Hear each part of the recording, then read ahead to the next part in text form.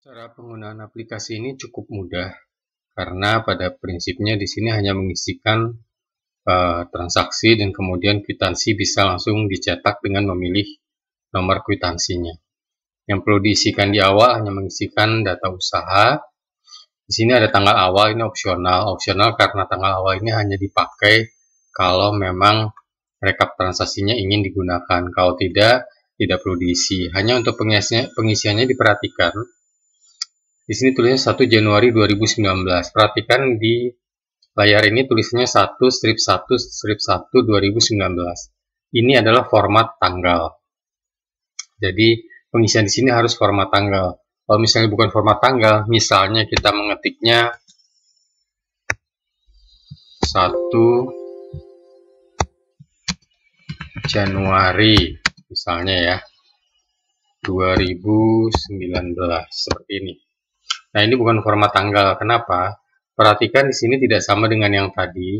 Dan kalau kita lihat di bagian rekap transaksi, di sini jadi file value semua. Ya. Jadi perhatikan formatnya. Ya, ini saya kembalikan lagi seperti semula. Ya, seperti ini. Nah, kemudian data perusahaan ini silakan diisi ya. Ini akan dijadikan referensi di pencetakan kwitansi di sini, di bagian di sini. Dan seandainya pun ini tidak digunakan, ini bisa dihapus, kemudian diisikan logo ya. Jadi bisa menggunakan insert logo. Oke, kemudian berikutnya setelah data usaha diisi, bisa mengisikan nomor kwitansi di sini. Ini bisa diisikan di awal atau diisikan pada saat mau mencetak kwitansi. Kalau yang ada tandanya sudah dicoret seperti ini, artinya nomornya sudah digunakan. Ya.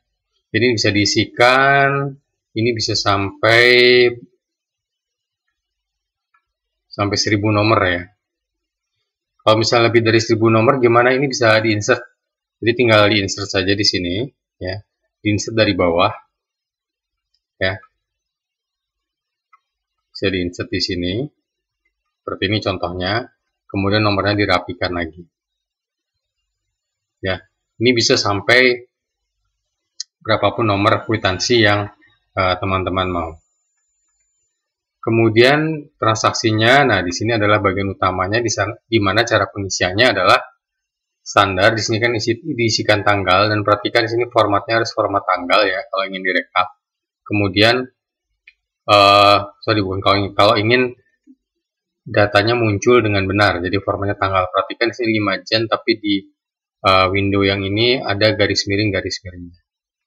Kemudian nomor kwitansi bisa dipilih ya. Kemudian nomor urut kwitansi. Nah, kalau di sini ada dua jenis kwitansi. Kwitansi pertama ini adalah umum.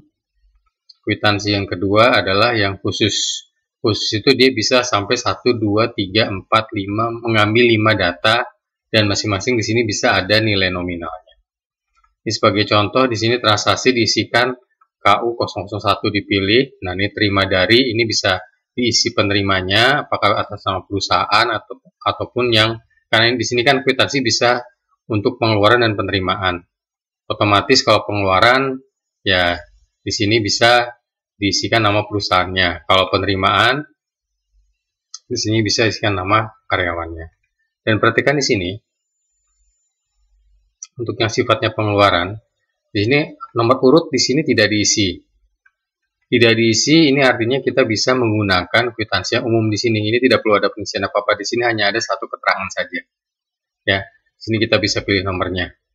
Nah, lalu apa bedanya dengan yang ada nomor urut di sini? Nomor urut di sini ini menandakan nomor urut sesuai urutan di kwitansi yang model kedua. Jadi nomor 1, 2, 3, 4, dan 5. Maksimum hanya bisa 5. Jadi makanya di sini 1, 2, 3, 4, 5. Kalau misalnya kita memilih KU001, jadi cetak kwitansi kedua, kita pilih yang pertama. Ini dia tidak muncul. Kenapa? Karena ini nomor urutnya tidak ada. Tapi kalau kita mau mencetak di bagian yang sama, nomor urutnya harus kita isikan di sini. Kita isikan yang ini 1. Maka pada saat kita mencetak kwitansi kedua, ini akan muncul. Ya. Jadi ini nomor urutnya yang harus diperhatikan. Ini saya hapus lagi. Kemudian formatnya. Di sini bisa diisikan pengeluaran dan penerimaan. Di sini adalah isian untuk tanggal yang nama orang yang yang menandatangani kwitansinya. Ya. Kan kemudian perhatikan di sini tidak harus juga diisi. Jadi di sini untuk yang contoh kwitansi kedua di sini, ya ini tadi saya pilih, kembalikan lagi pilih yang 06. Ini karena di atasnya ingin ada keterangan penggantian biaya perjalanan dinas. Nah, tidak ada angkanya di sini, maka di sini saya menulisnya, di bagian transaksi saya menulisnya seperti ini. Jadi di untuk keterangan nomor 1 ini kosong, tidak ada nilainya. Baru yang kedua 3 dan hingga kelima di sini ada nilainya. Ya. Jadi cukup mudah ya, kwitansi yang ini umum, ini akan muncul otomatis. Dan perhatikan di sini tidak bisa menghitung kalau ada angka di belakang koma. Jadi hanya memberikan nilai berdasarkan nilai tanpa nilai desimal.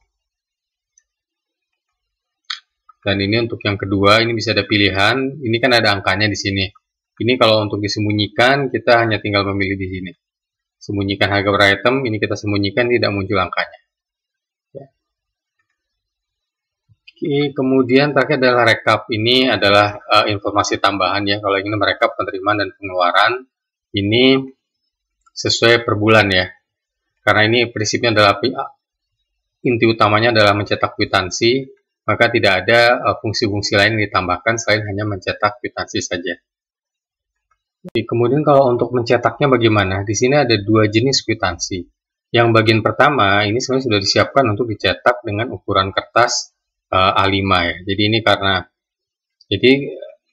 kita harus rubah dulu di sini. Ini misalnya menggunakan HP DexJet. Nah ini sudah ukuran untuk kertas A5. Perhatikan di sini untuk kertas A5.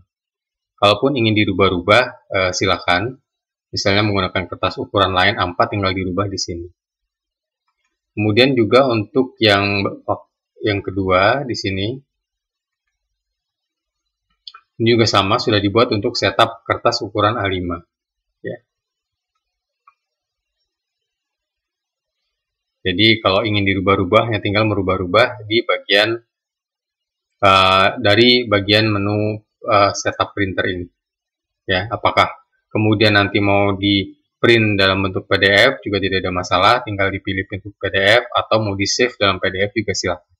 Ya, karena ini fungsinya tinggal menggunakan fungsi yang memang sudah ada di Excel.